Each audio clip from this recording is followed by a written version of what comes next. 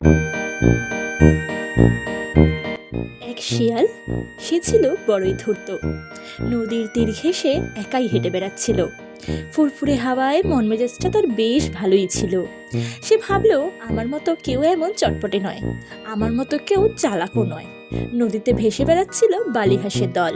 তারা দেখলো শিয়ালকে, তখন সবাই মিলে ফন্দি আটলো। বালিহাঁসের মধ্যে যে বয়সে সবচেয়ে বড়, সে বলল, এসো আমাদের ডানা দিয়ে একটা নৌকা বানাই। সামনাসামনি পাশাপাশি করে আমরা আমাদের ডানা মেলে ধরবো। শিয়াল ভাববে আসলে ওটা একটা নৌকো।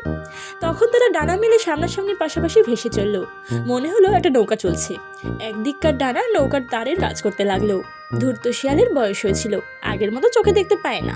তার মনে হলো সত্যি একটা নৌকা চলছে, কেউ তাদের দাঁড় পাইছে। শিয়াল এক পা দুপা হাঁটা থামিয়ে এবারে দাঁড়ালো, চেঁচিয়ে বলল, কে আছো, দাঁড়াও, আমাকে একটু তুলে নাও, বিদেশ যেতে মন চাইছে। তোমরা কি দেখতে পাচ্ছ না আমি কে? আমি হলাম কি এখানকার স্কুলের পণ্ডিত মশাই। বালিহাঁসেরা এসে থামলো নদীর তীরে। শিয়াল এক লাফে তার মাঝখানে গিয়ে বসলো, লেজ গোটালো। শিয়াল কোনো ক্রমে নদীর তীরে পৌঁছাতে চাইলো। নিজেকে বলল, বালিহাঁসরা আমার সঙ্গে শুধু চালাকি করলো না, আসলে তারা আমাকে অপমান করলো।